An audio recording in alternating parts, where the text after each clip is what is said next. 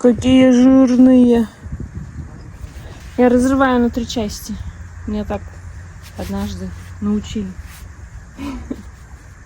На 2 говорят, что не могу дожить.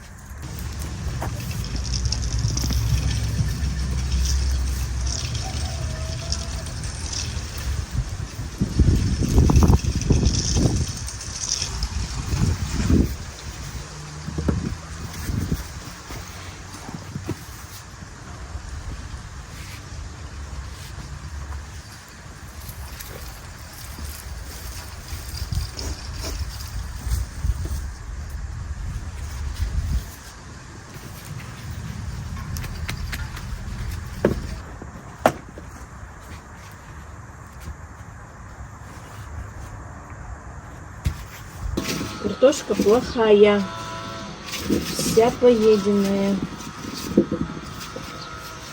Ну, какая уж вырастилась.